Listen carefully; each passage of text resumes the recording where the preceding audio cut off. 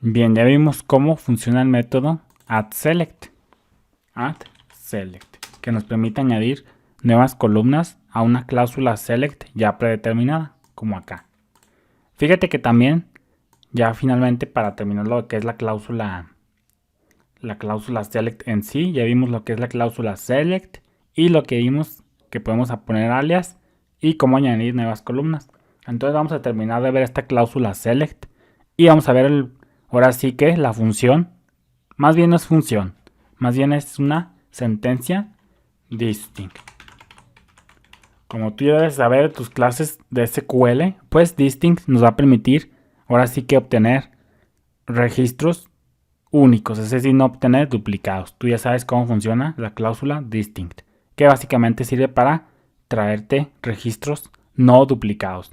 Entonces fíjate cómo dice, fuerza la consulta a retornar solamente resultados distintos. Entonces tú aquí puedes usar un distinct, punto y coma, recargamos y fíjate cómo efectivamente nos pone un distinct. Y pues ya aquí ya las columnas en cuestión. Lo más normal yo como lo uso es que pongo el select y pues lo más normal es que lo pongo antes del select. Pero pues ahí es cuestión de gustos. Este método distinct, pues fíjate cómo también es de la clase de query builder. Como sabemos que addSelect nos retorna un query builder, pues fíjate cómo podemos ir encadenando más métodos query builder y en este caso vamos a ponerle distinct.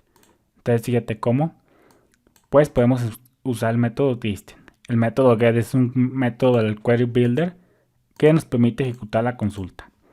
Voy a ser muy repetitivo a lo largo de Query Builder con esto de ir encadenando métodos para que tú vayas entendiendo el porqué de la Fluent interfaz fluida, por qué podemos ir encadenando constraints y pues perdóname por si estoy un poco repetitivo, pero cada método que vayamos a ir viendo te voy a ir explicando qué retorna para que tú sepas el porqué de las cosas y por qué permite esto de encadenar métodos.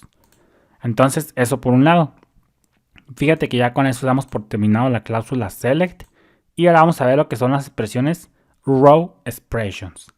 Tú ya sabes lo que son las... Voy a comentar esto de momento porque pues ya no nos interesa. Nosotros ya sabemos, para fines didácticos ya sabemos que para eso era.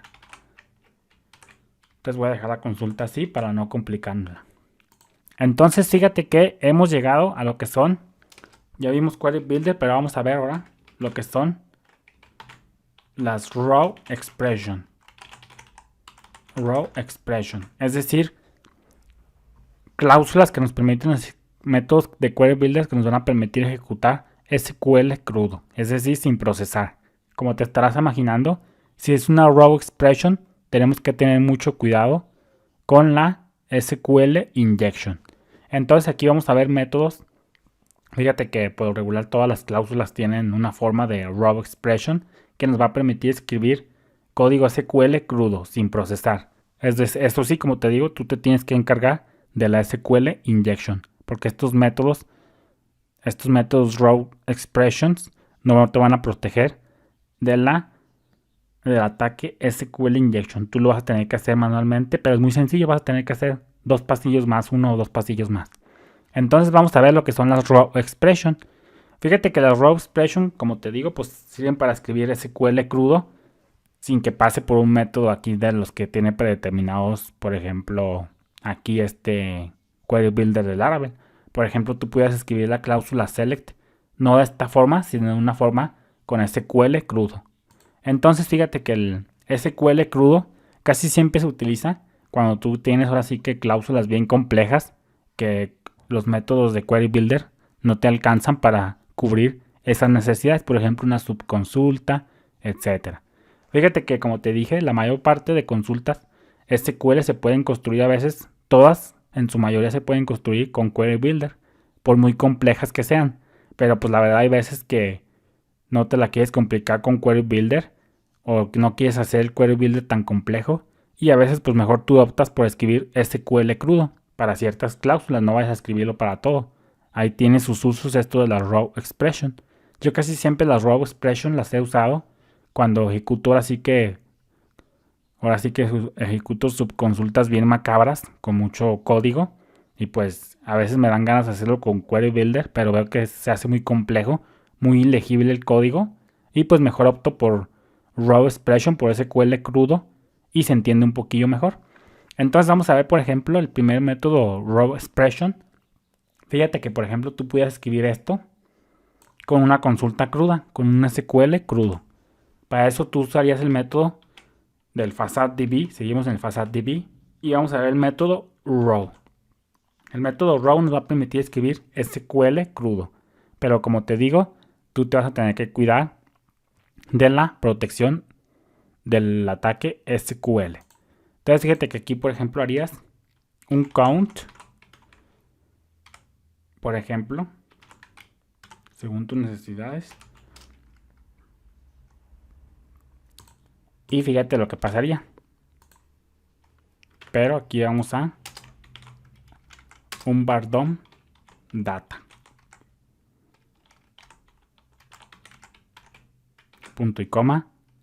Recargamos. Y fíjate cómo efectivamente pues llegamos a una cláusula select count from detalles video. Y fíjate cómo aquí estamos escribiendo el SQL crudo.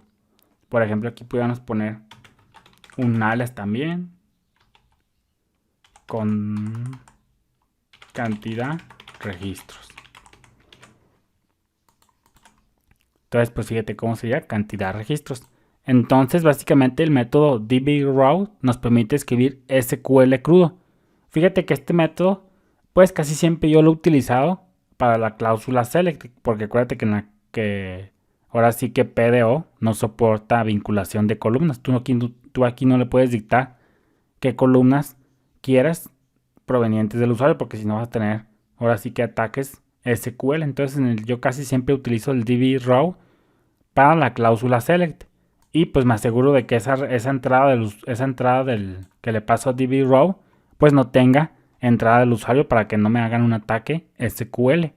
Entonces yo aquí el método dbraw te lo presento. Yo casi siempre lo he utilizado con la cláusula select. Pero fíjate que este dbraw está muy limitado. Fíjate que esto no nos permite, como puedes observar, esto no nos permite hacer ahora sí que protección SQL. Así que este método dbraw úsalo lo menos que se pueda. Hay otros métodos mucho más especializados que sí nos van a proteger de la SQL injection. Pero aquí yo te doy una introducción para que tú sepas que también puedes escribir SQL crudo. Entonces esto es una pequeña introducción al SQL crudo. Te habló Daniel desde el estado de Zacatecas, acá en México. Bendiciones.